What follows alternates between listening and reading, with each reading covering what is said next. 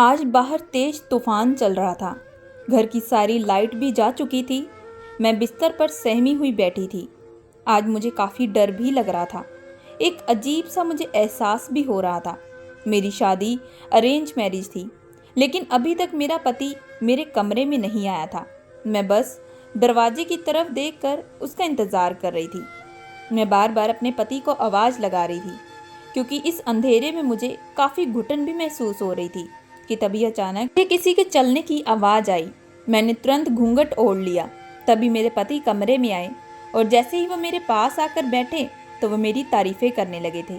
उस वक्त मैं बेहद खुश थी। उनके बात करने से मैं अब नॉर्मल हो चुकी थी, लेकिन अचानक ही मेरे पति उठकर खड़े हो गए। कहने लगे कि अभी इसी वक्त उन्हें अपनी भाभी के पास जाना है। ये कहते ही वो तुरंत अपनी भाभी के पास चले गए। मैं उनसे कोई सवाल भी न कर पाई थी, क्योंकि मेरी अरेंज मैरिज थी। मैंने सोचा था कि वो थोड़ी देर बाद वापस आ जाएंगे, लेकिन इंतज़ार करते करते मैं कब गहरी नींद में चली गई मुझे कुछ मालूम नहीं। सुबह उठी तो मैंने देखा कि मेरे पति बगल में नहीं थे। मैंने सोचा कि शायद उन्हें रात को कोई काम आ चुका होगा, इसी वजह से वह मेरे पास नहीं आ पाए। मैं दिन भर काम की और जैसे ही रात को फिर से मेरे पति कमरे में आए तो वह फिर से मेरी तारीफ़ें करने लगे। लेकिन इसके बाद वह मुझसे कुछ कहने ही वाले थे कि अचानक वह कहने लगे कि अभी इसी वक्त उन्हें अपनी भाभी के पास जाना है। मैं इतना समझ चुकी थी कि मेरे पति अपनी भाभी को बहुत चाहते हैं, उनका बहुत सम्मान करते हैं। इसी वजह से मैंने उन्हें जाने से बिल्कुल भी नहीं रोका। अब यही सिलसिला पूरे 1 हफ्ते तक चलता रहा, लेकिन एक दिन मुझसे बिल्कुल भी बर्दाश्त न हुआ। मैंने सोचा कि भला आखिर मेरा पति इतनी रात को अपनी भाभी के कमरे में क्यों जाता है। आज मैं ये सच जानकर ही रहूंगी। जैसे ही मेरे पति अपनी भाभी के कमरे गए तो मैं तुरंत उनका पीछा करने लगी। कमरे में जाते ही पति ने दरवाजे को बंद कर लिया। जब मैंने खिड़की से झांक कर देखा तो मेरे पूरे होश उड़ चुके थे। मेरी जेठानी मेरी पति की बाहों में थी और वह दोनों लगातार पूरे जोश के साथ। मेरा नाम गौरी है। मैं बिलासपुर के एक छोटे से गांव में रहती थी। मेरे पिताजी एक चौकीदार की नौकरी करते थे, जिनकी आमदनी बहुत ही ज़्यादा कम थी। उससे हमारे घर का गुजारा कर पाना बड़ा ही मुश्किल होता जा रहा था। हम लोग दाल रोटी खाकर ही अपनी ज़िंदगी गुजार रहे थे। जैसे जैसे मैं बड़ी होती जा रही थी, मेरे माता पिता को मेरी चिंता सताने लगी। मेरे माता पिता मेरी शादी सिंपल तरीके से ही करना चाहते थे, ताकि खर्चा कम आए। लेकिन जो भी लड़का मुझे देखने के लिए आता तो उनकी डिमांडें भी बहुत बड़ी बड़ी होती। कोई शादी में गाड़ी मांगता तो कोई बंगला, तो कोई हीरे जवाहरात। मेरे पिताजी इन सब चीज़ों को सुनकर काफ़ी परेशान हो चुके थे। मेरे पिताजी शादी में ये सब बिल्कुल भी नहीं दे सकते थे। उस वक्त घर के हालात देखकर मैं बहुत ज़्यादा दुखी हो जाया करती थी। मेरे माता पिता ने रिश्ता देखने वाली एक औरत को भी हमारे घर के हालातों के बारे में अच्छे से बताया था कि कोई अच्छा सा लड़का हो जो शादी में इतनी डिमांड ना करे, क्योंकि हम शादी सिंपल तरीके से करना चाहते हैं। मेरे माता पिता शादी के दौरान इतना लेन देन नहीं करना चाहते थे।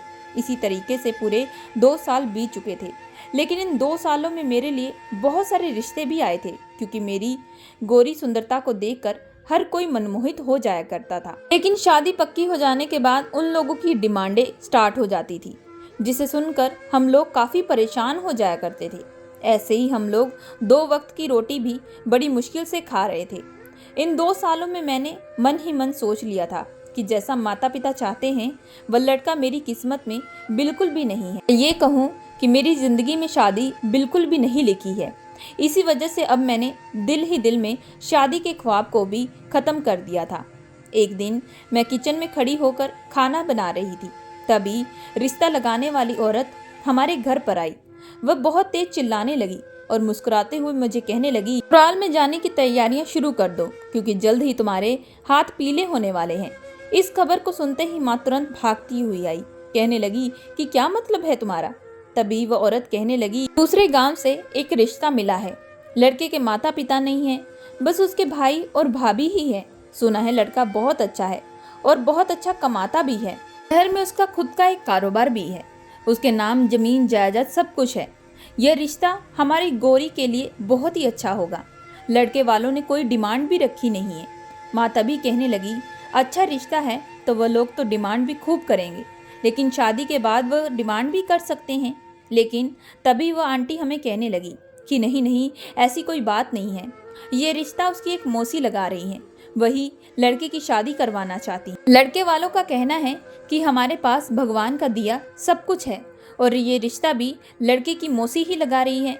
वह बस लड़के की उम्र थोड़ी ज़्यादा है क्योंकि लड़का ज़्यादातर काम काज में बिजी हो चुका था।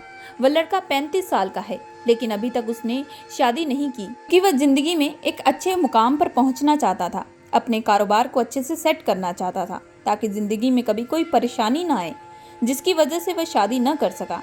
अब उसकी मौसी ही चाहती है कि उसके जिंदा रहते रहते ही वह लड़का भी अच्छी जगह पर शादी करके अपनी जिंदगी में सेटल हो जाए। रिश्ता कराने वाली आंटी ने ये सारी बातें कही तो मैं और माँ ये सारी बातें सुनकर बहुत ही ज़्यादा खुश हो चुके थे। वह तुरंत कहने लगे कि भगवान ने मेरी दुआ सुन ली, मेरी बेटी की भी अब शादी होगी, उसके हाथ भी पीले होंगे। तभी मम्मी पापा ने लड़के वालों को मिलने के लिए कल हमारे घर पर बुलाया। दूसरे दिन लड़के वाले मुझसे मिलने के लिए भी आए थे। लड़का दिखने में काफ़ी अच्छा था, मुझे देखते ही उसने पसंद भी कर लिया था।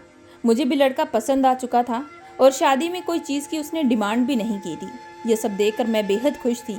मैंने सोचा कि चलो पिताजी को अब कोई चिंता भी नहीं होगी। फिर घर वालों की रजामंदी से जल्द ही हमारी शादी भी तय कर दी गई। पिताजी ने कहा कि बेटा, हम शादी सिंपल तरीके से ही करना चाहते हैं, लेकिन तभी लड़के ने कहा कि आपको शादी में कोई भी खर्चा नहीं उठाना पड़ेगा, इसी वजह से शादी भी धूमधाम से की जाएगी। मैं इस शादी से बेहद खुश थी, लेकिन माता पिता को अकेला छोड़ने का दुख भी काफ़ी था। माता पिता से विदा होकर मैं अपने ससुराल चली गई। ससुराल में मेरी जेठानी ने ही मेरा स्वागत किया था, लेकिन जैसे ही मैंने घर में प्रवेश किया तो पूरे घर की लाइटें चली गई थी। बाहर बहुत तेज तूफान और बारिश होना स्टार्ट हो चुका था। उस वक्त मेरे पति की मौसी भी बगल में खड़ी थी। वह मुझे देखकर कहने लगी कि घबराओ नहीं बेटी। फिर उन्होंने मुझे मेरे पति के कमरे तक छोड़ दिया। इससे पहले मेरे पति से कभी भी मुलाकात भी नहीं हुई थी और ना ही शादी से पहले कभी भी हमारे फ़ोन पर बात हुई थी। इन सब लोगों से पहली ही बार मैं मिलजुल रही थी, इसी वजह से मैं काफ़ी नर्वस भी हो रही थी। पति के कमरे में जाते ही पूरा कमरा अंधेरे से भरा हुआ था। सहमी हुई बिस्तर पर बैठी थी। मुझे काफ़ी ज़्यादा डर भी लग रहा था। मेरे माथे से पसीने भी छूटने लगे थे। आज मेरा गृह प्रवेश था, लेकिन उसी वक्त घर की लाइट भी चली गई थी। इतनी तेज तूफान का आना ये कोई ठीक बात नहीं थी। मैं मन ही मन परेशान होने लगी थी। मेरे मन में बहुत सारे तूफान भी चलने लगे थे। मैं सहमी हुई बैठी बस अपने पति का इंतज़ार कर रही थी। तभी मुझे मेरे पति के चलने की आहट आने लगी। मैंने तुरंत अपने माथे से पसीना पोंछा और एक लंबा सा घूंघट ओढ़कर तुरंत ठीक ढंग से बैठ चुकी थी। मेरे पति जैसे ही कमरे में आए तो उन्होंने मेरी तारीफ़ें करना शुरू कर दिया था। वह तुरंत मेरा हाथ पकड़कर मुझसे अपने प्यार का इजहार करने ही वाले थे कि तभी कुछ देर बाद अचानक ही वह उठकर खड़े हो गए और कहने लगे कि अभी मैं अपनी भाभी के कमरे में जाने वाला हूँ, मेरी भाभी मुझे बुला रही हैं। इससे पहले मैं उनसे कोई सवाल पूछता तो वह तुरंत वहाँ से जा चुके थे। मैंने सोचा कि शायद भाभी को कुछ काम आ गया होगा, इसी वजह से वह चले गए हैं। मैं वहीं बैठी बैठी कब गहरी नींद में सो चुकी थी मुझे कुछ भी मालूम नहीं, क्योंकि दिन भर की थकावट की वजह से मुझे काफ़ी नींद भी आ रही थी। सुबह उठी तो मैंने देखा कि घर की लाइट भी जा चुकी थी, लेकिन जब मैंने अपने बिस्तर पर निगाह डाली तो देखा कि मेरे पति बगल में नहीं थे। इसका मतलब था कि वह सारी रात इस कमरे में नहीं आए। इस बात से मुझे काफ़ी हैरानगी भी हुई, लेकिन मैंने ज़्यादा जोर इस बात पर नहीं डाला। इसके बाद मैं फ्रेश होकर किचन में आकर नाश्ता बनाने लगी। मेरे पति का नाम रेहान था। रेहान की जो मौसी थी वह भी मुझे देखते ही मेरी तारीफ़ें करने लगी। वह मुझे घर के तौर तरीके बताने लगी। वह कहने लगी कि चलो अच्छा हुआ तुम जल्दी आ चुकी हो, मैं तुम्हें घर के बारे में अच्छे से बता देती हूँ। फिर हमारे बीच काफ़ी घंटे तक बात होती रही। इन्हीं बातों के दौरान मौसी ने बताया कि रेहान ने इस पूरे कारोबार को अच्छे से संभाला है। उसने ही कड़ी मेहनत करके आज ये मुकाम हासिल किया है। रेहान का दिल भी काफ़ी अच्छा है। वह अपने भाई और भाभी से बेइंतहा मोहब्बत करता है। इन बातों के दौरान मुझे ये समझ आ चुका था कि रेहान अपने परिवार से बहुत प्यार करता है। अच्छा हुआ मैंने रात को कोई सवाल नहीं किया, नहीं तो शायद वह मुझ पर गुस्सा भी हो सकते थे। अब मैं रेहान के लिए अच्छे से पकवान भी बनाने लगी थी। मौसी ने मुझे बताया था कि रेहान को खाने में क्या क्या पसंद है। तभी कुछ देर बाद रेहान हॉल में आकर बैठ चुका था। मैं रेहान को चुपके चुपके देख रही थी। वह चुपचाप बैठे खाना खा रहा था। तभी मौसी पूछने लगी कि बेटा खाना कैसे बना। तो वह कहने लगा कि लाजवाब। तो उन्होंने बताया कि ये खाना गौरी ने बताया। तो वो मेरी तरफ देखने लगा और कहने लगा कि पत्नी किसकी है। उसके मुंह से पत्नी शब्द सुनकर मेरी तो कोई खुशी का ठिकाना ही नहीं था। सबको नाश्ता करवाने के बाद अब मेरी वह मुंह दिखाई की रस्म भी शुरू हो गई थी। काफ़ी लोगों ने मेरी खूब तारीफें की। कुछ औरतों ने तो मुझे ये कहने लगी कि जेठानी से भी मैं काफ़ी सुंदर हूँ। शाम तक मैं इसी रस्मों में बिजी थी और जैसे ही रात को मैं अपने कमरे में दाखिल हुई तो मैं फिर से अपने पति का इंतज़ार कर रही थी। आज वह आएंगे और मुझ पर अपना प्यार लुटाएंगे, क्योंकि पिछली रात वह तो अपनी भाभी के कमरे में चले गए थे। आज दिन भर मैं काफ़ी थक भी चुकी थी। जैसे ही बिस्तर पर बैठी तभी रेहान कमरे में आए और आते ही कहने लगे कि मुझे माफ़ कर देना। पता नहीं कैसे मैं कल गेस्ट रूम में जाकर सो चुका था। मुझे बहुत थकावट भी महसूस हो रही थी। मुझे लगा कि शायद तुम मुझसे नाराज़ होगी। इन बातों को सुनकर मैंने कहा कि कोई बात नहीं। तभी वह मुझे कहने लगे कि गौरी, मैं पहली नज़र में ही तुम्हें अपना दिल दे बैठा था। मैंने आज तक किसी लड़की से शादी नहीं की, क्योंकि कभी भी मुझे मेरे टाइप की लड़की मिली ही नहीं थी जो मैं शादी करता। तुम्हें देखते ही मैं तुम्हें पसंद कर बैठा था। तभी जैसे ही मेरे पति करीब आने वाले थे तो अचानक ही वह उठकर खड़े हो गए और फिर से कहने लगे कि मैं भाभी के पास जाने वाला हूँ। भाभी मुझे बुला रही हैं, तभी तुम जल्दी से सो जाना। आज भी मुझ में हिम्मत नहीं थी कि मैं अपने पति को जाने से रोकूं, लेकिन मुझे भाभी की तो आवाज़ आती नहीं थी। लेकिन ये बार बार पति को पता नहीं क्या होता। मैंने सोचा कि शायद फिर से भाभी को कुछ काम होगा, इसी की वजह से वह गए हैं। शायद बाद में वापस आ जाएं। फिर मैं जैसे ही बिस्तर पर लेटी तो उसके बाद मैं कब गहरी नींद में चली गई मुझे कुछ मालूम नहीं। दूसरे दिन उठी तो फिर से वही घर की रस्में, घर के कामकाज। अब मेरे आते ही जेठानी ने भी काम करना छोड़ दिया था।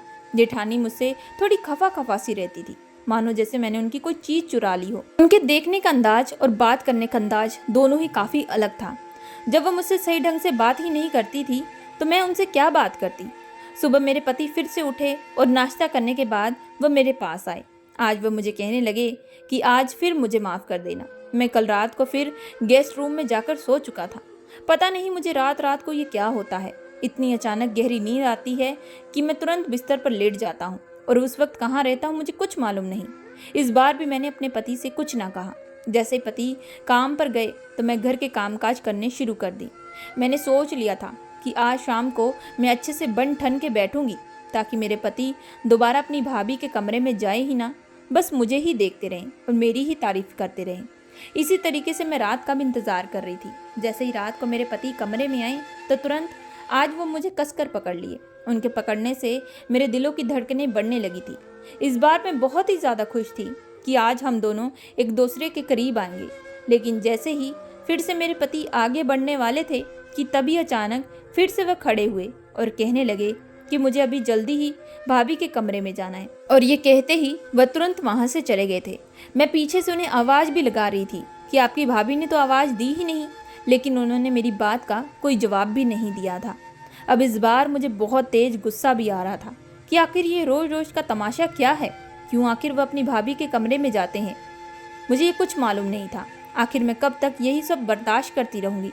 लेकिन उसके बाद मैं ये सोचने लगी कि मेरे पति तो अपने भाई और भाभी से ही ज़्यादा बेइंतहा प्यार करते हैं, क्योंकि उन्होंने ही तो उसे पाल पोस कर बड़ा किया है। बचपन से ही उनके माँ बाप चल बसे थे। मैं तो अभी भी नई इस घर में आई हूँ। अगर अभी से मैं ऐसे गुस्सा करूँगी तो शायद मेरे पति मुझ पर ही उल्टा गुस्सा कर सकते हैं और मुझसे दूर भी जा सकते हैं। इसी वजह से फिर से मैंने अपने गुस्से पर काबू पा लिया था।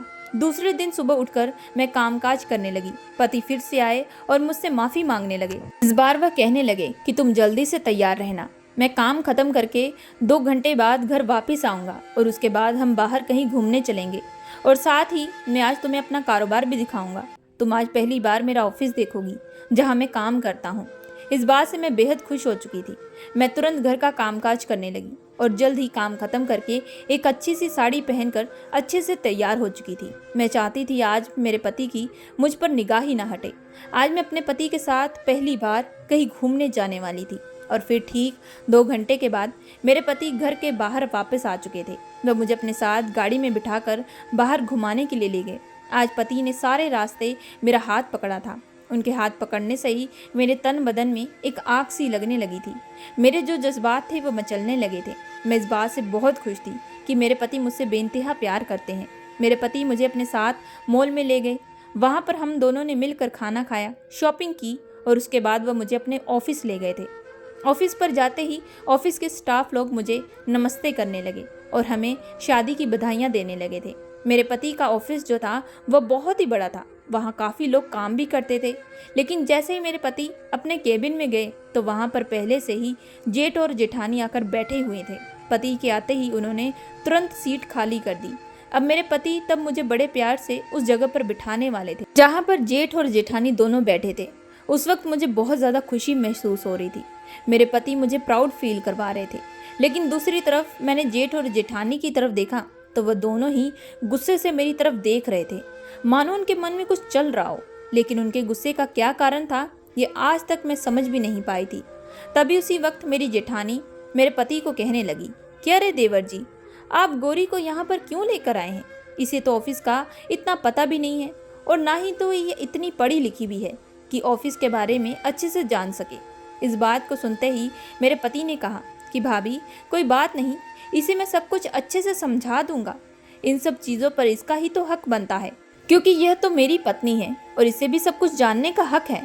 पति के मुंह से ये सारी बातें सुनकर दोनों जेठ और जेठानी वापस बाहर जा चुके थे। शाम को ऑफिस खत्म करने के बाद हम लोग घर वापस आ चुके थे। मुझे रात का बड़ा ही इंतजार था क्योंकि पति मुझसे रास्ते भर कह रहे थे कि आज रात वह मुझे बिल्कुल भी नहीं छोड़ेंगे, मुझ पर अपना प्यार लुटाएंगे। उनके बोलने के अंदाज को मैं अच्छे तरीके से समझ चुकी थी और मैं अंदर ही अंदर बड़ी ही बेताब हो रही थी। मुझे समझ में आ चुका था कि आज मेरे पति छोड़ेंगे नहीं, वह सुहाग रात का बदला लेकर ही रहेंगे। जैसे ही मैं अपने कमरे में गई तो पति ने दोबारा मुझे कस कर पकड़ लिया और कहने लगे कि इस बार तुम्हें मैं अपने हाथ से नहीं जाने दूंगा। आज हम दोनों को कोई भी एक दूसरे से दूर नहीं कर पाएगा। लेकिन जैसे ही पति मेरे करीब आने लगे, इस वक्त मेरे कमरे का दरवाज़ा जोरों से बजने लगा था। बाहर से मुझे जेठ की चिल्लाने की आवाज़ें आने लगी। जेठ की आवाज़ सुनते ही मैं तुरंत दरवाजे की तरफ देखने लगी थी। जेठ बार बार अपने भाई रोहन को आवाज़ दे रहे थे।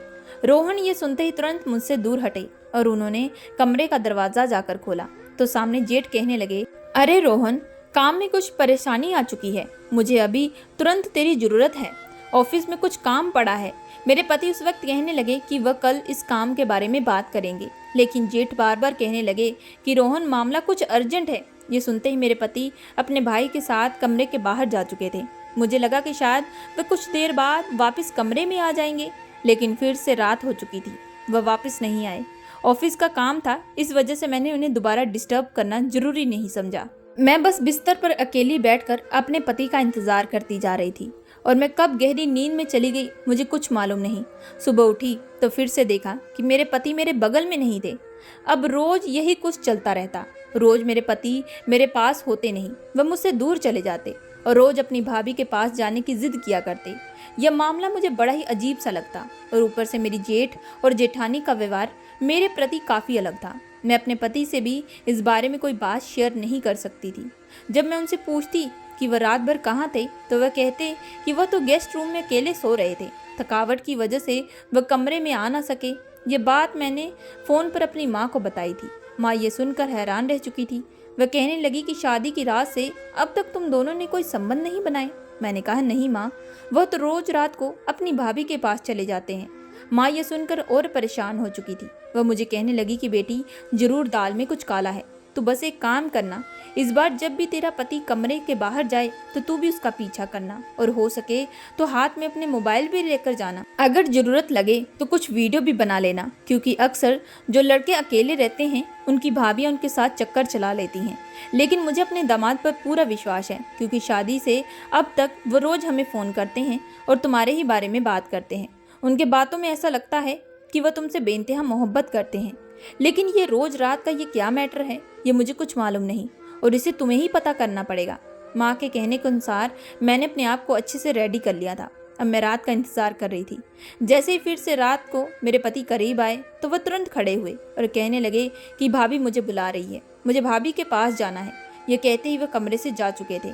मैंने हालांकि पीछे से आवाज़ भी दी, जाने से रोका, लेकिन उन्होंने कोई जवाब न दिया।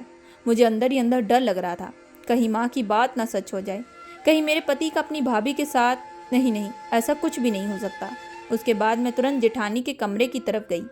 जब मैंने खिड़की से झांक कर देखा, आखिर माजरा क्या है, आखिर मेरी जेठानी को क्या काम होता है मेरे पति से इतनी रात को। जैसे मैं जेठानी के कमरे के बाहर पहुंची तो जेठ और जेठानी की हंसने की आवाज़ें आने लगी। उनकी आवाज़ों को सुनते ही मैंने तुरंत अपना मोबाइल पर वीडियो बनाना शुरू कर दिया। तभी वह कहने लगे कि हमारे होते हुए तुम कभी भी अपनी पत्नी के साथ कोई संबंध नहीं बना पाओगे, और इसकी बेवकूफ़ पत्नी को भी नहीं पता कि इसका पति रोज रात को कहाँ जाता है, उसे भी कोई लेना देना नहीं।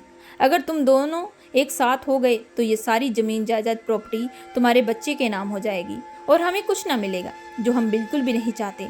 तभी मेरी जेठानी ने अपने हाथ से एक ताबीज़ निकाली। वह कहने लगी कि यह ताबीज़ मैंने रोहन के गले में डाल दी थी, और जब भी मैं रात को उसे पुकारती हूँ तो वह तुरंत अपनी पत्नी को छोड़कर मेरे पास चला आता है। इससे किसी को भी हम पर कुछ शक नहीं होगा। इन सारी बातों को सुनकर मैं तो पूरी चौंक सी गई थी। ये लोग इतने खतरनाक हो सकते हैं, ये मुझे बिल्कुल मालूम नहीं था। उसके बाद मैं अपने पति को खोजने लगी, कहीं इन लोगों ने कुछ गलत तो ना कर दिया हो। मेरे पति को मैंने सोफे पर लेटा देखा। जेठानी तभी कहने लगी कि जल्दी से जाकर इसे गेस्ट रूम में छोड़ आओ, ताकि इसे भी यही लगे कि रात भर काम करने की थकावट की वजह से ये खुद गेस्ट रूम में जाकर सो चुका था, और उसके बाद किसी को भी हम पर शक नहीं होगा। धीरे धीरे हम सारी प्रॉपर्टी भी अपने नाम कर लेंगे। उन सारी बातों को सुनने के बाद मैं तुरंत अपने कमरे की तरफ गई। मेरे दिलों की धड़कनें बढ़ने लगी थी। मैंने तुरंत माँ को फ़ोन किया और सारी खबर सुनाई। माँ भी ये सुनकर हैरान रह चुकी थी। वह कहने लगी कि वह कैसे अपने सगे भाई के साथ ऐसा कर सकते हैं। अब माँ ने भी मुझे आगे का प्लान अच्छे से समझा दिया था।